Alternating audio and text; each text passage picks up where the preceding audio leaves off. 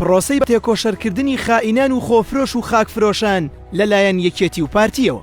ئەو جاشانەی کە ئێمەیان دەکوشتن تا ئێستاش لە ژێرباڵی ئەواندا دەحەوێنەوە. حازمی عەلی کۆتک لە کتێبی 57 ساڵ خولانەوە لە ژێر وەهمی شۆڕشدا دەڵێت لە ساڵی 1970 کاتێک ئێمە پەیوەندیمان لەگەڵ حیزبی شیوعی هەبوو، ڕۆژ نەبوو ڕژێم نەنێرێت بە دوای باوکم و ماممدا تاکو ئازاری ڕۆحیان بدەن.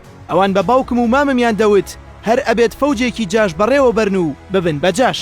لەناو هەولێر کەسێک کوژرا بوو کە دواتر کەس و کارەکەی هەموو بووبوون بەجاش و وایان دەزانی کە ئێمە بکوژی ئەو کەسە بووی کە لە بنەڕەتدا دوژمنایەتیەکە هی ئێمە نەبوو بەڵکو لە نێوان پارتی و شیوعیدا بوو. ئەوە بوو ماممیان لە هەولێر و لە شەقامی ئەلبان شەهید کرد.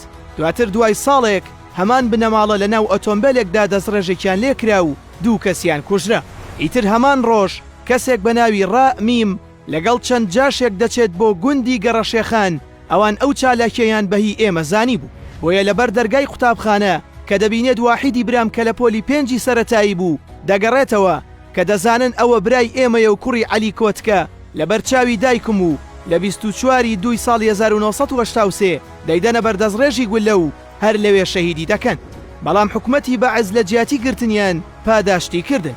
لە دوای ڕاپەڕینیش کە لێبوردنی گشتی دەرچوو ئێمە وەک پێشمەرگە پابند بووین بەو بڕیارەوە.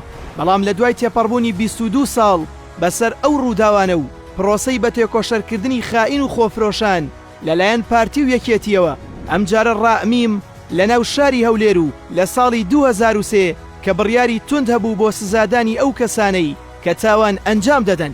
بەڵام هەر ئەو کات حاجی محەممەد کە پێشمەرگەیەکی دانەبراو بوو لەلایەن ئەوەوە شەهید کرا. بەڵام حکومەتی هەرێم تاکە یەک ڕۆژ چییە ئەوانی نەگرت و ئەوە 11 ساڵە کاک مەسعود بارزانی لە ژێر باڵی خۆیدا دایناون و دەیەوێت سوڵحی عەشایەریان بۆ بکات. ئەمە بێ لەوەی ڕۆژ نەبوو ئازاری ڕۆحی ئێمە نەدرێت لەلایەن نیهاد بارزانیەوە کە دەیوت ئەمری جەنابی سەرۆکە کە دەبێت سوڵح لەگەڵ ئەو جاشانە بکەن.